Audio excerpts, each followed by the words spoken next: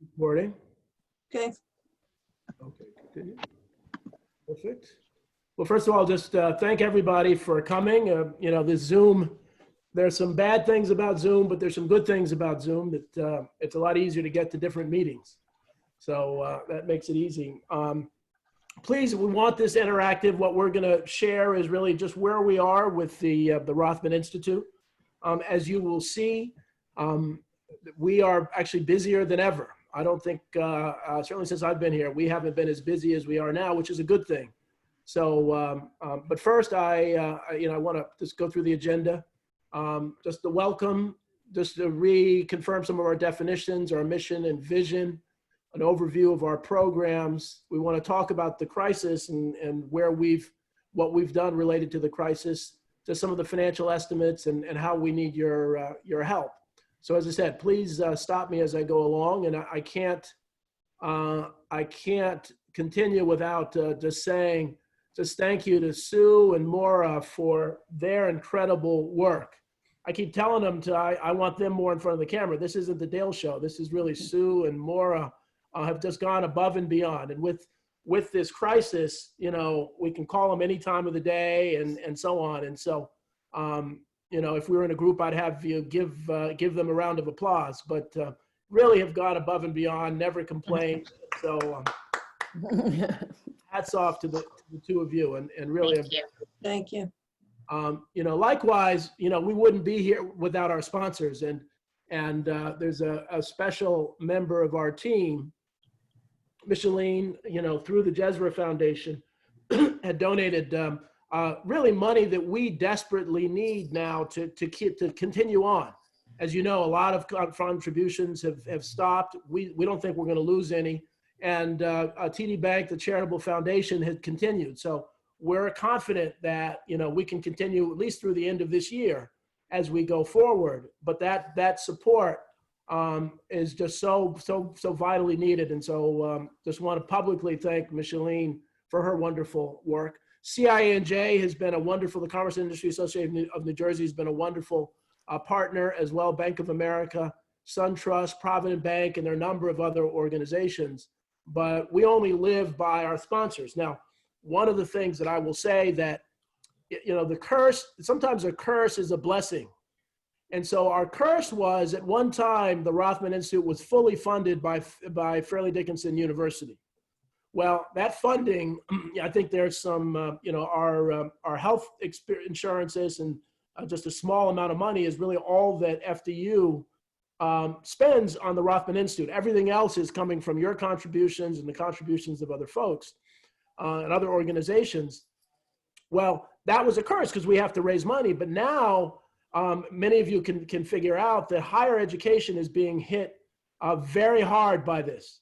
They're not getting the funding they need. The students have gone home. We've had to give back money for room and board. But because we don't get money from the university, they aren't going to cut us. And so they're looking to cut and other things. And so because we're independent, that has allowed us to continue and actually flourish. So that was has been a curse, but it's an opportunity for us to grow even more. Any questions about that? Please stop me as we go along. This is a dialogue. Any questions about that? I'm so used to being on a webinar with you, I forget you can talk now. I'm busting your chops a little bit. I know, Daddy. Dale, it's Mario. Yeah. Just curiosity, on the prior chart, you had all these sponsors. What are around, how much total sponsorship is that? What does that represent? So that sponsorship is, really just Micheline and TD Bank, is that's $80,000. So $70,000, which is big. As you'll see in our last slide, because we have a national visibility, I'm shooting to raise from this July to next July, shooting to raise $290,000. Which will leave us with about $250,000 in the bank. So we're really looking, and it sounds like a lot of money. I think we'll come out of that. But I think, given that what we're doing, and you'll see the presence that we've developed, it's more than Rothman has ever raised in the past. But I think it can it's very doable. And you'll see as we go through what some of the things we're doing, and some of that could be grant money, but a lot of it will be corporate and individual contributions. You know, I always like to really start out with the definitions, because, you know, we all know that, but it's always good.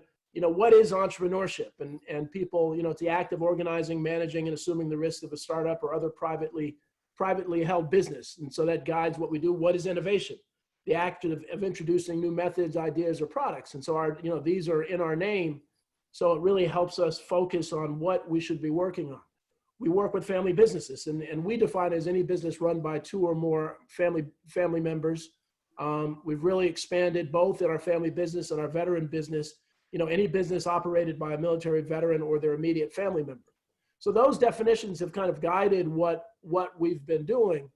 Our mission statement, which many of you should know by now, is to support, research, and promote entrepreneurship with a special focus on family and veteran businesses. And we really, you know, Sue and Maura, we really have been living by that and use that as a mantra. Our vision has become the leading institute supporting, researching, and promoting family and veteran entrepreneurship. We're really discovering that there aren't a lot of university or institutes that are actually, you know, working on that combination. There are some that do family, but not a lot, and there are some that do veteran, but really many fewer than I thought. And our tagline is to really be the voice of New Jersey entrepreneurship, and we've in many ways started to really live up to that. We didn't, last year, but we're starting to do that now. So obviously, family business programs. Family business has been kind of the founding program of the Institute. What we've done is we used to call the membership family business forums, and we would call the workshops family business forums. And so there was overlap. So we changed the name to Family Business Alliance. And so the idea is to have families join, really 2,000 for businesses under $10 million and 3,000 for businesses over $10 million. We have our Family Business Fridays, which we'll talk about a little later, but we have our family business forums. We, prior to COVID, and really Sue and Maura deserve the credit, we had some really great speakers. We didn't have large groups, but it was an intimate of, size of, 10 to 15 people, hearing some really great speakers. Our peer mentoring, which is among my most fun part. We had a session this morning with just a few people, but it's if you recall, it's for the CEOs to sit in a room and I'll provide a little coaching, but they'll coach each other, and we'll talk about issues that impact the business. This time more than ever is that it's very lonely to be a CEO. So those kinds of discussions, had some great discussions this morning, and they're held in confidence. Family business consulting. I've done some strategic planning for some of our clients and others where we charge and the money comes back to the Institute. That has potential to be a great fundraising source for us going forward. And we've brought in this guy, Andrew Frazier, and some others who are willing to be part of our consulting team, where we'll get some of the revenue and we'll share it with other consultants. So that's a way so we don't just rely on corporate sponsorship. We don't just rely on grants. We are adding consulting as a way to generate revenue, and coaching, to really do individual coaching is another source of revenue. So, as I said, you'll be hearing me talk about revenue opportunities. And then our Family Business Awards. We had our 27th Family Business Award last October. Our 28th is coming. I'm really trying to appear confident that we're going to do it in person. It may be, I think there's going to be a new normal with masks. I like to say the new normal with masks.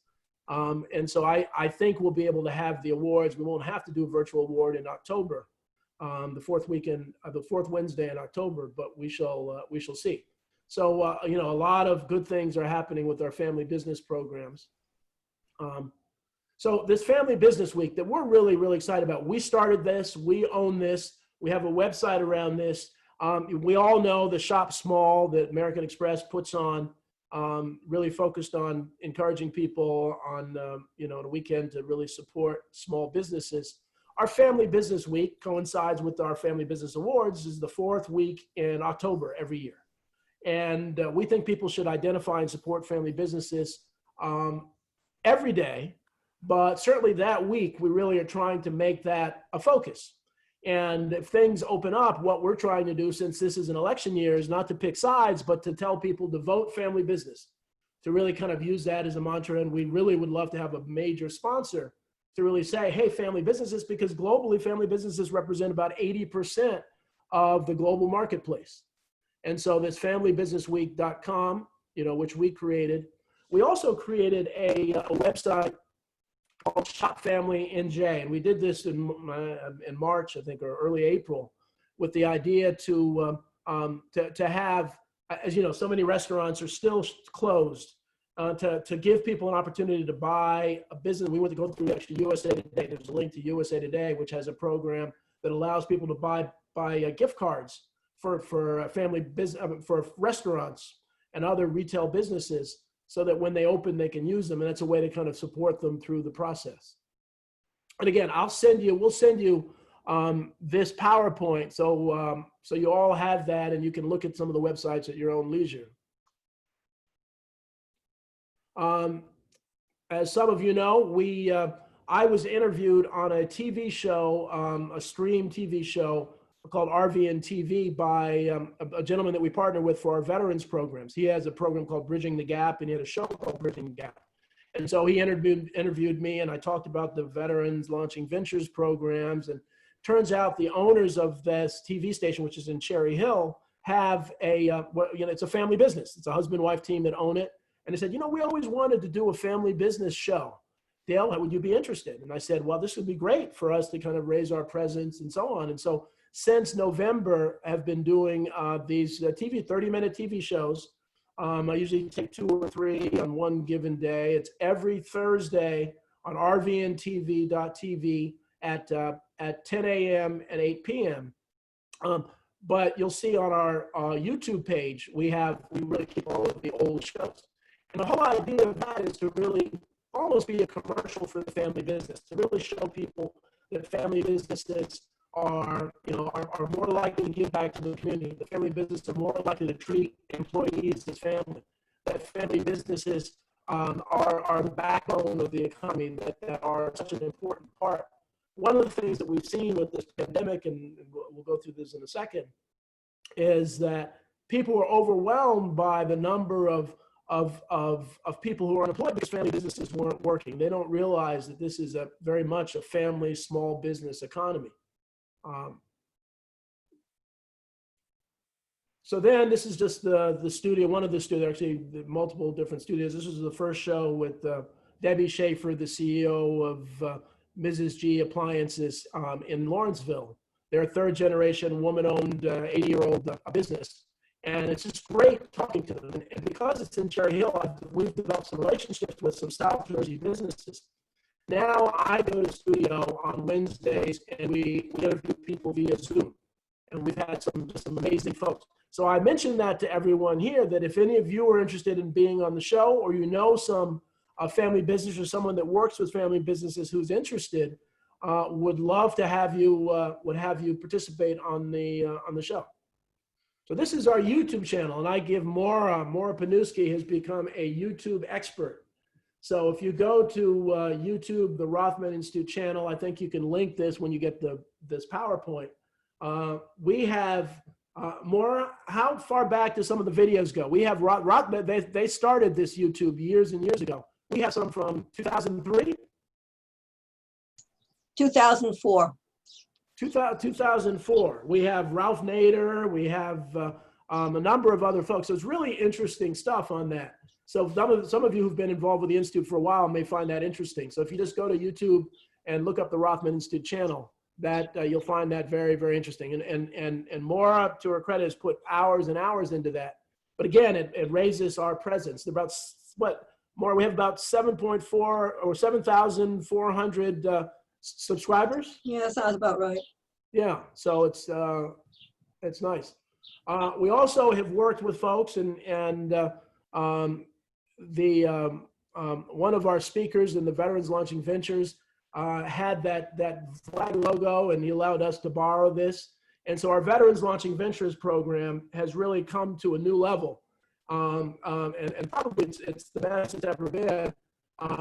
where we have a fall program, we have a winter program, we have a spring program, and now we've always had our online has been national, but we really haven't aggressively been national. And now it's a national summer program, and we have participants signed up now from what states? Maura, do you remember offhand? Maryland, and Florida, besides obviously New York and New Jersey. But we've had inquiries from other states as well. I can't remember the states. You have somebody from New Mexico, I think. From New Mexico. Now, one of the challenges when you go national is you run into some characters. So we had someone from Washington who claimed to be a general. Yeah. And but didn't write particularly well. So I happened to look him up, and the name he used coincided with a sci-fi novel, and his Veterans Launching Ventures business was aligned with exactly what was in that very popular sci-fi novel. So we kindly said, well, this is probably not the program for you. So we're excited about Veterans Launching Ventures, but there's really one main reason is Shakti Kunz. You do not have to do this every time we meet. No. But we're at another level than our last board meeting, Shakti. And so you have really, you have this obsession with improvement. So every time she's reinventing and redoing it. So Shakti, let me give you, do you want to say a little bit about this? And I know you may not, but I'm going to put you on the spot because you really have been so wonderful with this. I actually do have a petition for the board. So yes, I appreciate that because I actually want to ask all of you to participate in the new thing that we are doing as a part of Veterans Launching Ventures. So as Dale said, one of my goals is every cohort, there has to be something better than the last cohort. And there's actually two areas that we're trying to solve for. One area that has been, and Jose will recognize this since he's a very, very active consultant in our program, we struggle with the breadth of students that come into our program. And Gina, you've seen this as well. We have all the way from pretty serious, in one case at least I know of, round B investment business to I don't have a computer, I'm going to do my business plan on a pen and paper, and I don't have any money, but I would like to start a business. So it's a huge spectrum and huge degrees of readiness. So we're actually thinking, we haven't finalized yet because it'll actually finalize based on what we find with the 12 students that have signed up for summer. But we may actually have 2 back-to-back classes, one on Tuesday and one on Wednesday. And on the Tuesday's class, it'll be our normal VLV class. And our Wednesday's class will be a much smaller, hopefully much smaller group, but a much more hands-on coaching class, which gets them, it's almost a prerequisite for joining VLV. So we'll actually take the people that are not ready for VLV to give them some of the basic concepts and basic work that they need to do in consulting with them so that they can get past the, I have this big idea or I have 15 ideas, let's pick one from them, to a well-researched, well-thought through idea. So that's one thing we're changing. Any interest in being a consultant, we're glad to have you. That's the only request there. The second one, I actually do have a very specific request. The second thing that we're doing is, as we've added very topic-oriented speakers to the class, we've realized that we have more topics that our students are interested in than we have time. So our classes are just getting longer and longer and longer, and we just, it's hard for the students to sit and listen and focus for that length of time. So what we are beginning to do is to work with our consultants who've incredibly donated their time, including Jose, who speaks on innovation, to speak about subjects that they are experts in. And we're going to videotape their speeches and create a library of relevant topics. Now the student can come to the class to get their real class material. And then at their leisure, they get to pick from this library of relevant topics on topics that are important to them, like the importance of networking, like Jose's innovation skills, Another topic that I am looking for a speaker on is sources of funding for veterans-owned businesses. So the request that I have for the board is if you have a topic that you think is relevant for a small business startup, and you wouldn't mind being videotaped giving that speech, I'd love to know about it, because it takes a village to create this library. And again, Maura and Sue, our technology experts, are going to help us figure out how to get these taped and uploaded into our YouTube channel. But I'd really like to create a robust set of topics that we can actually provide to our students. Sorry, Dale, you didn't think I'd take up this much time. No, I want you to. And again, any comments, questions? Yes, so Sakti, that's terrific. Really great that you're doing this, expanding the program. Should we all just go to Maura and say we're interested? You know, we have to do it right now, but at some point in the future, is that how you'd like I would us to actually progress? love to get the topic in an Okay. email. Okay, That's it. thank you. Thank you. Any questions? Any other questions? But again, Just to direct this to Maura, what you were talking about, Sakti? If you wouldn't mind, send it to both Maura and myself. All right, well, I'm just going to send everyone Yes, sir. on my chat here. That's fine. Thank you. okay, perfect. Well, we'll pick it up. Thanks, Denny. And again, we are. This program is really it's come so far, and Shakti and Sue has really put in, her heart and soul into the VLV as well. And so they're a great team. But also, I had a chance at a meeting to sit with Micheline and her husband, who just wonderful people. And she loves all of Rothman, but really what you said about veterans in America really moved me about just, that how important that is. I don't want to put you on the spot, Micheline. Did you want to say anything? What I was saying, and our commitment to the veterans, was that we were not native to this country. We came to this country and we had the opportunity to grow, develop in this country and live a beautiful life. And we realized that there are people who serve this country who allowed this to happen. So that's why we've been committed to the veterans, and along with the Rothman Institutes, we're committed to different veteran ventures. And just thank you so much for your support, and literally it came at you don't imagine, you don't know how important it was to get that when we got it. So thank you so very much. I mean, Yeah. It's just our honor. It's our give back in a way that we would love to do. So we're honored to be able to do that. well, thank you. And I'm a big believer in thanking people. I don't think in society we thank people enough. And so I want to thank Jose, who's been such an active and brought, not only has he done it, he brought, 3 other people, Jose, as part of our consultants? I think it was 4 other people. Yeah, so you brought four of my friends are now coaches. and they're all dynamos. And so we've moved it from being a mentor to really be a consultant. And most of these folks have sat through all of the sessions. So it really is, I think we're getting to be not only just a great program, but one of the best in the country. And so you should all be very, very proud about that. So. And Demetrius Brock happens to be a veteran himself, so that's even better. It's a He's already taking over the financial part of the program, so he's doing great. Thank you. That's wonderful. And and then, what we've done, because we've had such success, I always tell people, if you can see behind me here, there's this picture that I have here on my wall. I was sitting, I think it was last year, July 4th, I was sitting in the Asbury Park Boardwalk where my parents used to live. They've since moved in here with me. And I saw a woman painting this picture, and just saw her do the whole thing. And I just thought it was such a wonderful picture. I went up to her and I had a bet with my daughter that's going to be $1,000. It was a $200 picture.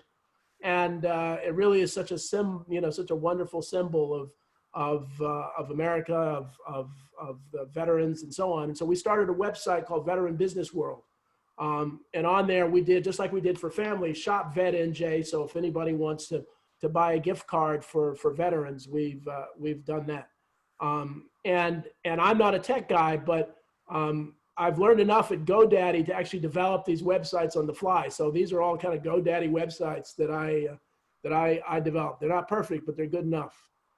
So we haven't forgotten students. We're at the university. So one of the things, I had a chance to teach a class called Family Business Management, had 22 students, and it was just a great experience, and I'm hoping to teach that again. We moved inside into the Zoom, and there are actually some advantages in doing that, and had a really robust curriculum around the issues around family businesses and what they need to do. And that really was great because it helped to connect Rothman again with the academic side. Rothman had largely been to itself and not really aligned with it. So that's been good. So I've become kind of part of the entrepreneurship faculty team and the meetings, and so which has been great. Sue has taken the lead on the FDU pitch competition. We had a number of wonderful competitors. Sue, did you want to say anything about that?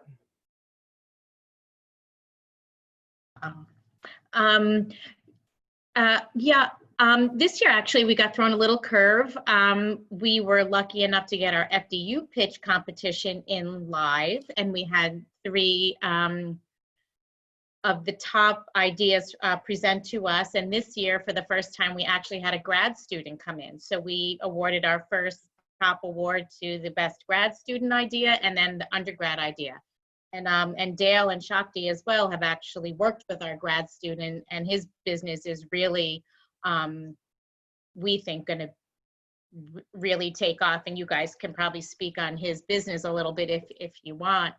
And then this year, the winner, where we can have a grad student move on to the intercollegiate competition, which is 14 New Jersey universities compete. It has to be an undergrad student. So our undergrad students moved on, and Nokia Bell Labs hosted. And they took on all the expenses of the competition.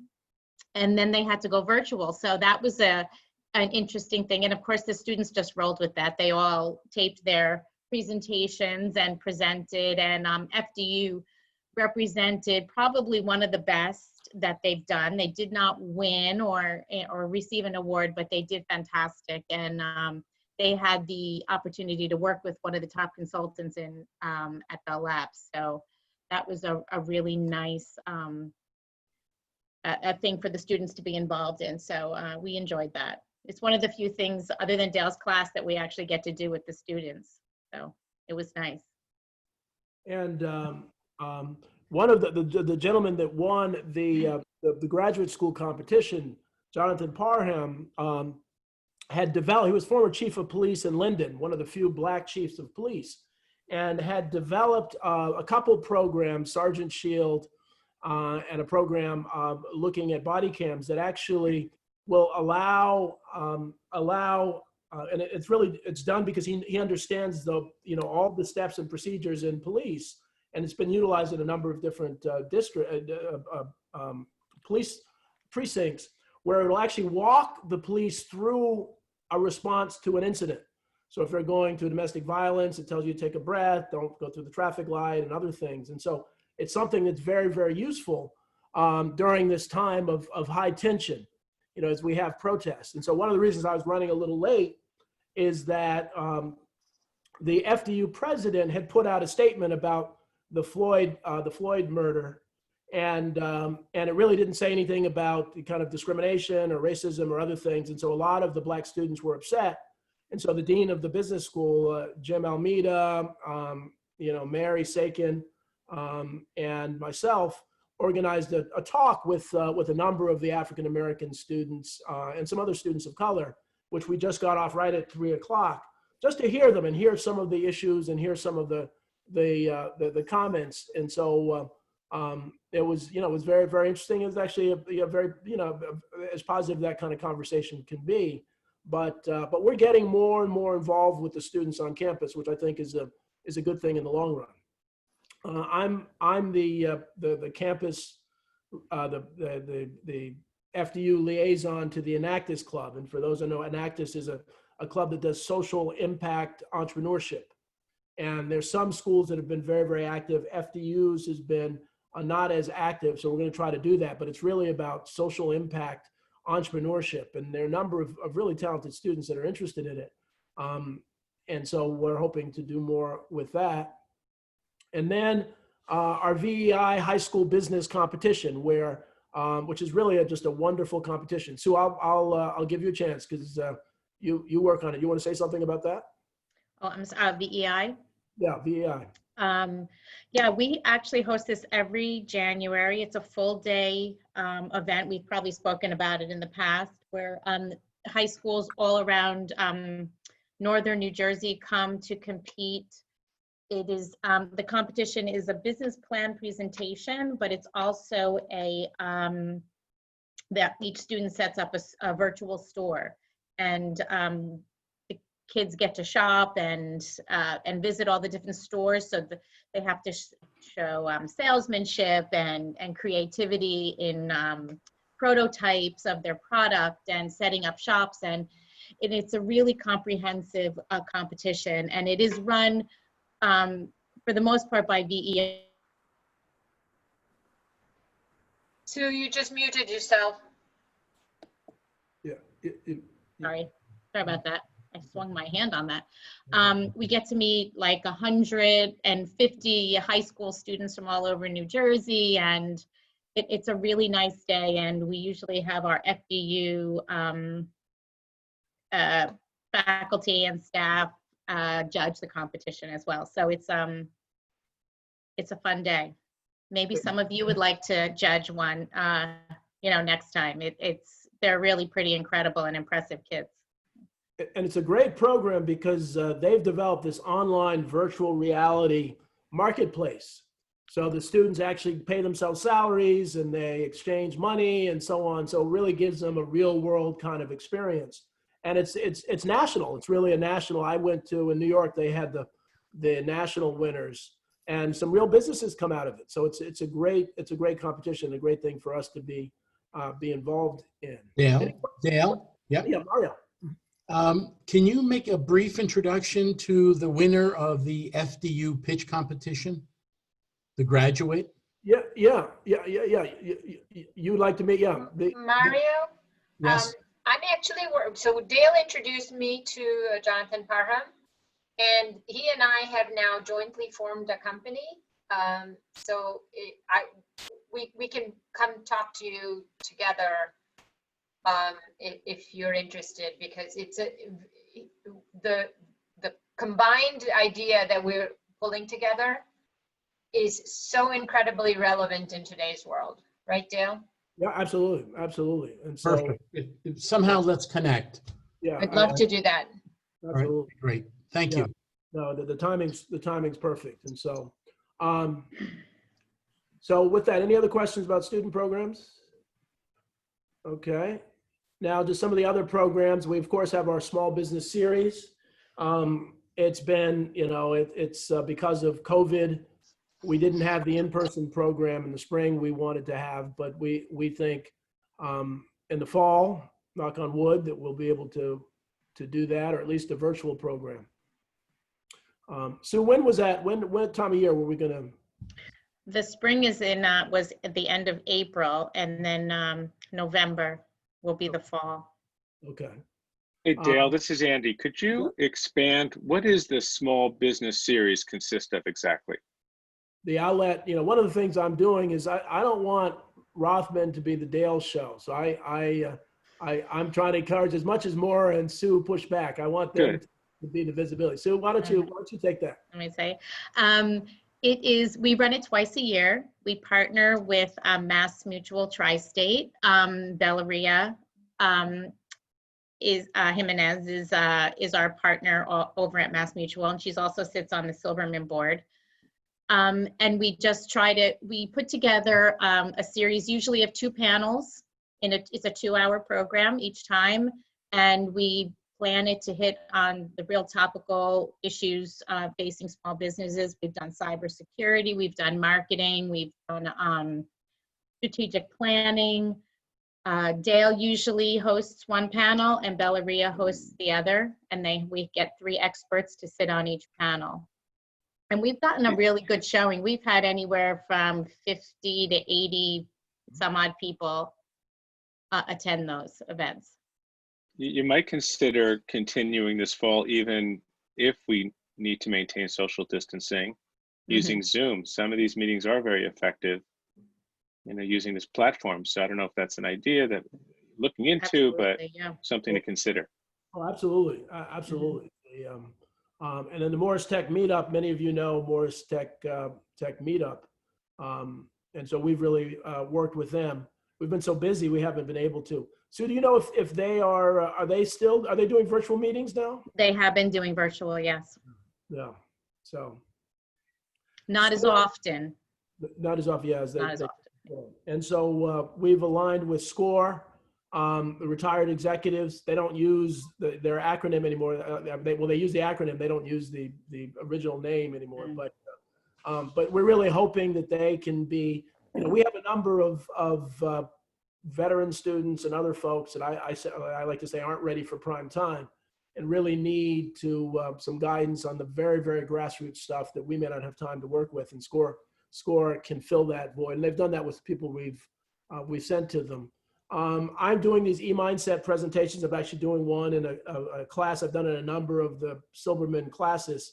This whole idea of using my intelligent influence model to help people move from an incremental mindset to an entrepreneurial mindset. So we've been doing a number of those, and they've been well received. We've collaborated with a number of chambers, Commerce and Industry Association of New Jersey. The president has been just a real partner.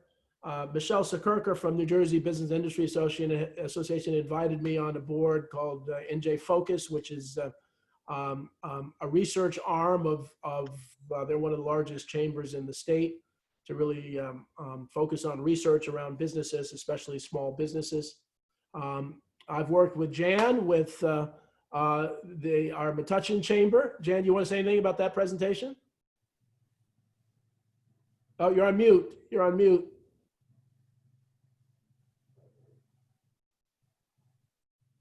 Sorry about that. Dale did a fantastic job kicking off a 7-part small business series about how to reopen your Main Street business. And we still get fantastic reviews. He's very inspirational, factual, and helpful. Thank you, Dale. Very helpful. Thank you. I'll pay you later, Jan. So, and the Prometheus Awards, which are social impact awards, a guy named Bart Jackson had come to us and had some amazing international nonprofits, and had identified and was looking for a location and a partner to do it. And so we did those last year. We'll do them probably again when things open up. But the one nonprofit that kind of stuck in my mind there was, and I'm drawing a blank on the name of it, but it was a group that actually took volunteers and trained them on how to negotiate peace in places around the world. So these folks would be volunteers. Obviously, they'd be high-level experts in something, would actually negotiate and have the risk, and they were volunteers, would have the risk of being killed negotiating something. So, but it had some success. So it was a great, and again, that's a video. There's some videos on that more I don't think we have on the YouTube yet, but we'll probably get those on. And then an innovation summit. We had a municipal innovation summit to really look at public sector innovation about a year ago, and that was a success as well.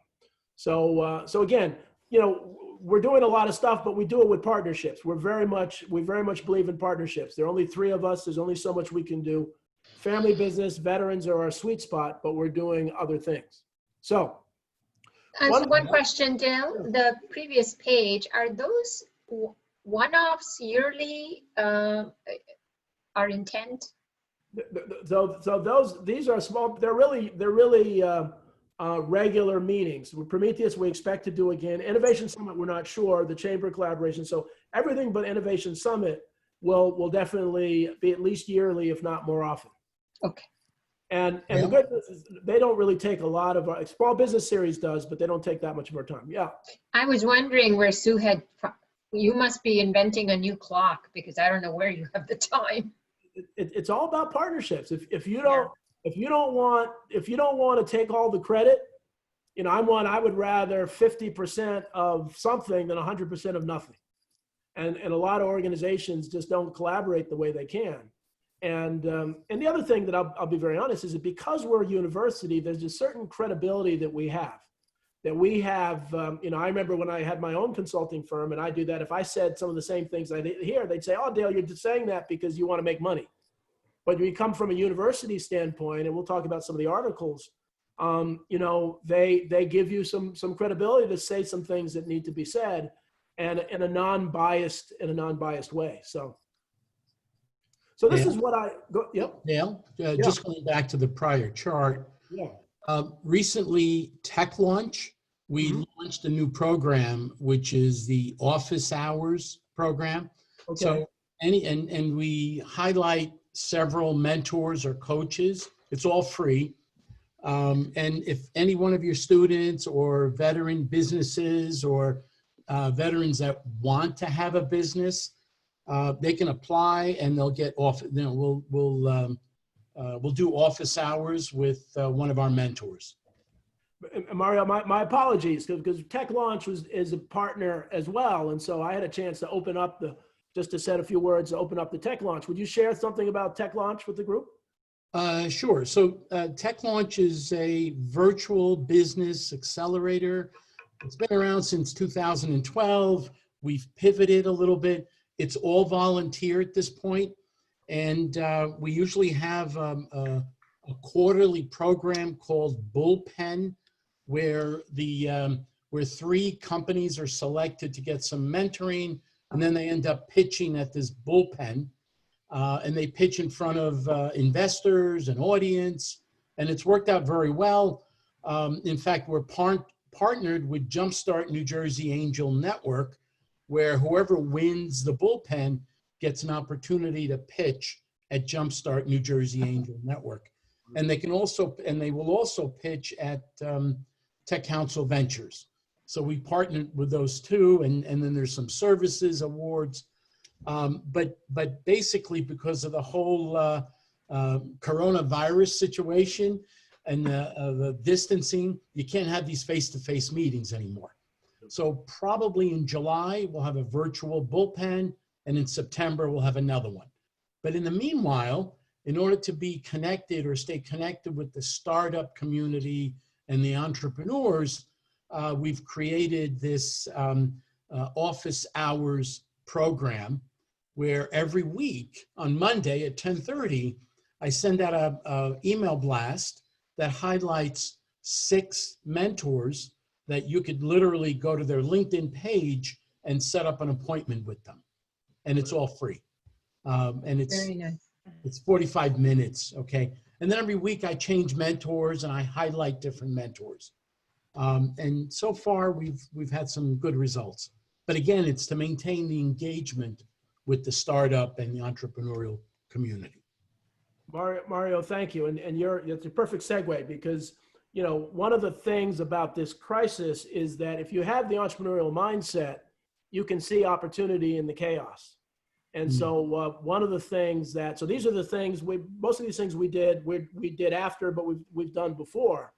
But the presentation that I give, and we have a program on Fridays that I always start out with this, just to put things in perspective. And so I you know, this presentation, I know Denny has seen it. He's been on our Friday calls regularly, so he's seen this. And, you know, obviously this hopefully will be going away soon. But one of the things that I point out to folks is that obviously this is a global crisis. You look at the stock market, it's dropped. But the interesting thing, and the stock market's rebounded some, that I'm pointing out to folks is that you see the drop. Obviously the market was higher, but you see the drop in 2008, 2009. There was a drop, in some ways it's a little bigger now, but it's still pretty similar. And that there was a crisis now. So you look at this and you look at the stock market and you say, well, this crisis today is really pretty much the same as the crisis in 2008, 2009. But then when you look at the unemployment claims, you look at, remember how horrible 2009 was. That reached a peak of 700,000 people, which people thought unemployed, people who filed for unemployment, first-time unemployment. And then you start looking at where we are in 2020, you start to realize that this is a much more significant problem. And so you look at the numbers, and it's even more now, but 38.6 million when we did this of unemployment job claims, compared to 2 million or so back during the heat of the 2008-2009 crisis. And so the question is, well, why is that? What is different about that? And really what's different is that small businesses have been stopped from hiring, have been slowed down. And so I say this, I'm preaching to the choir, but we've used this to let people know that America is really a small business economy, and that as small businesses go, so go the country. And the amazing thing is that politicians, to their own fun, this is not conservative or liberal, it's all of them. They respond to people who yell the loudest. And the reality is that big business can afford lobbyists and unions can afford lobbyists. And so many, and I used to be a state official, so I kind of know how people think, and they think everybody's employed. If you look at union employment and big business employment, you cover most of the employment in the country, is really what they thought before this. But now they start to realize, so this is our time for small businesses to really let the world know that small businesses, family businesses, veteran businesses are really at the heart of what America is all about. And so we have really, that's created a great opportunity for us because, again, as you saw in our tagline, to be the voice of small businesses in New Jersey. And so to some extent, we're trying to do that. And so one of the ways it started is that on April 15th, we were asked to be the featured speaker. And so one of the things that FDU did to respond to going online is said, hey, in fact, the alumni group, as well as development fundraising, said we need to do something to keep our alumni engaged. So they started these webinars. And the first webinar was Michael Valtroni from the pharmacy school, who's raised a lot of money and done, he's a real dynamo. He's kind of the FDU superstar. The second was the coach of the basketball team that made it to the NCAA tournament last year. And then we were third.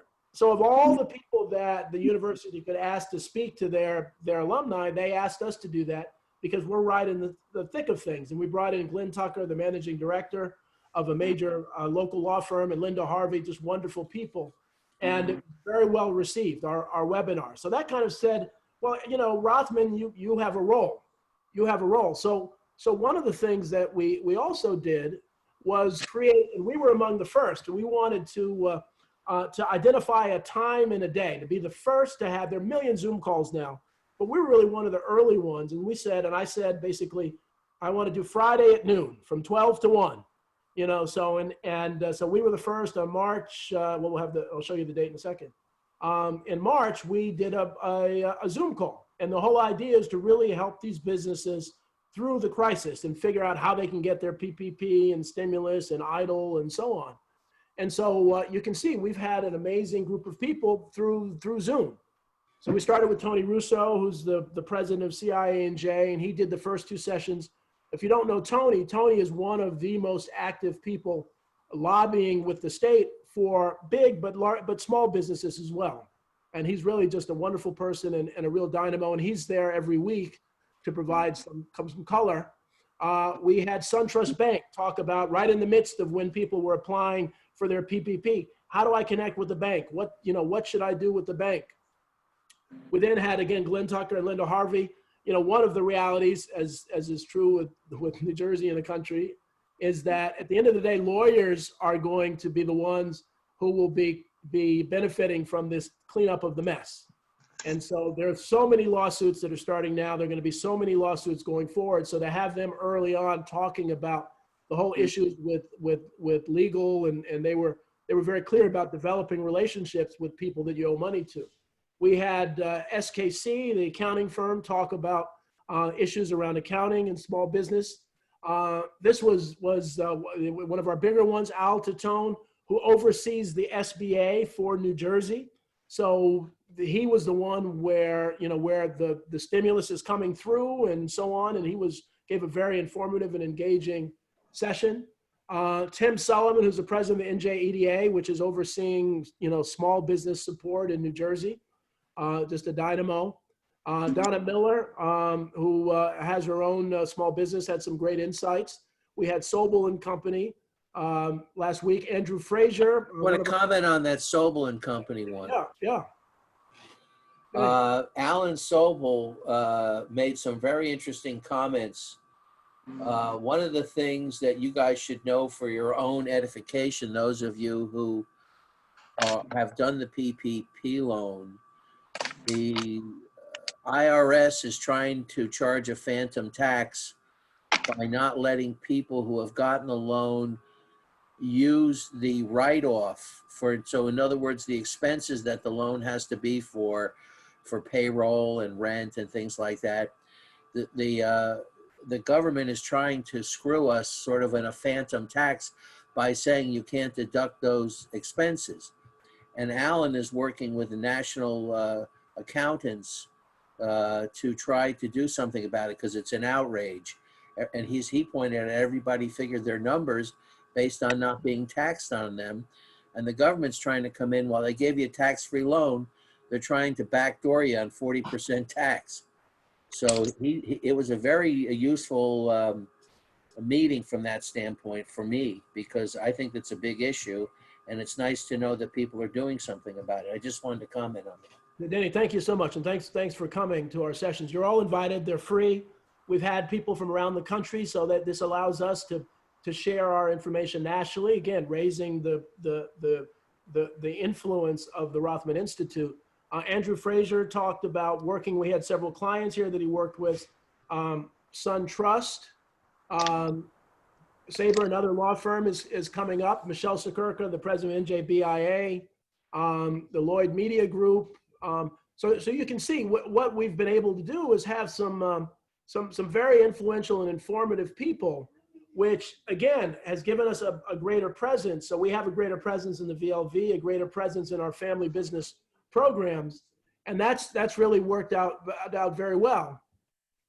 So one of the things that, and so again, I want to be, not everything we've done has touched to gold, so one of our biggest disappointments, and so we've worked with the FDU poll and Peter Woolley and his group, which is fantastic, trying to really, for the last 6 months, trying to have a small business poll where we have 500 or really 1,000 small businesses.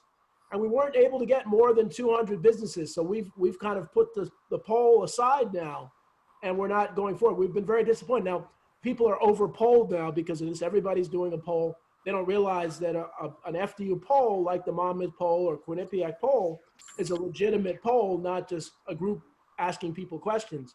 So again, this is one of the areas that we're just putting aside. It just didn't work, and we're disappointed. So given all of that, and given that we're at a university, and some of you saw and made some very positive comments about the articles, is that we really wanted to be a thought leaders in the small business, veteran business, family business space. So I had a choice. I enjoy writing, and so between NJ Biz and ROI, we've had a number of articles.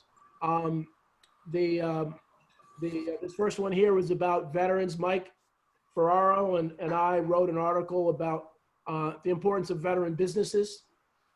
We talked about family businesses and coronavirus fears in ROI magazine.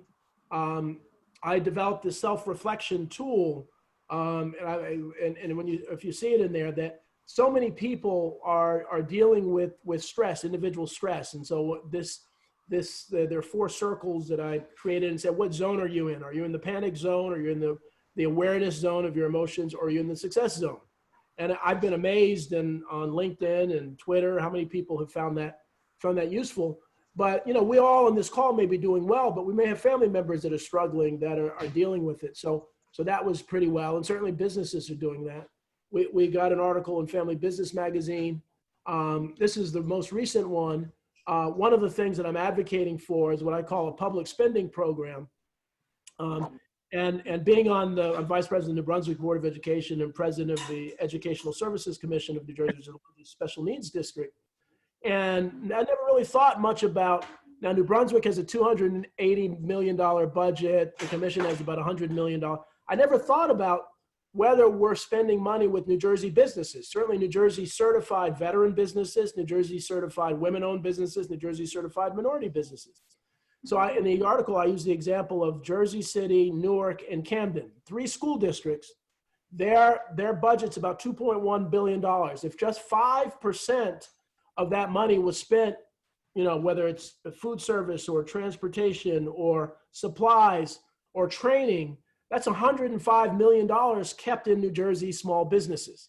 So there's money that it doesn't cost taxpayers a dime. So I've gotten positive feedback from that concept from the governor's office and others, but we'll see if anything happens there. But one of the things that I mentioned in there is that we're in this cyclical process where, you know, small businesses aren't generating revenue, tax revenue that gives government the money they need to support small businesses.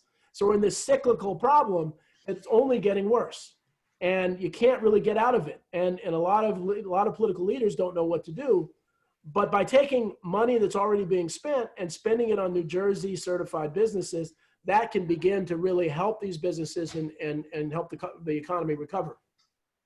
And this is an article I wrote in fall about, all of you know probably these opportunity zones, and opportunity zones are fantastic, but there's a whole issue around tax credits. And so the EDA liked this article, and they're doing a modified version of this. But the whole idea is to give tax credits to people who invest in entrepreneurial businesses in the poorest communities of New Jersey, so that they're investing, they're creating jobs, they're helping to turn those communities around. So those articles, and it's an honor to have them there, representing Rothman, have been very well received, and again, elevates us as a group that's a thought leader around this. I have to say that I've been very surprised that other institutes have been, I guess because they're so focused on students, that they haven't been outward facing. They really have not stood up as much as I thought they might in this crisis to represent entrepreneurs and small businesses. There's some that are doing it, but a lot are just focusing on their own stuff. So we should all be very proud that we're making some inroads. Doing that actually led to, I'm a new member of this New Jersey Restart Recovery Advisory Council. We have meetings every Friday, so it's nice that I'm at, and Tim Sullivan had asked me to be part of it. So we're in the midst of making recommendations on how to restart quickly, what should happen, and so it gives us a voice at the table, which is very, very important now.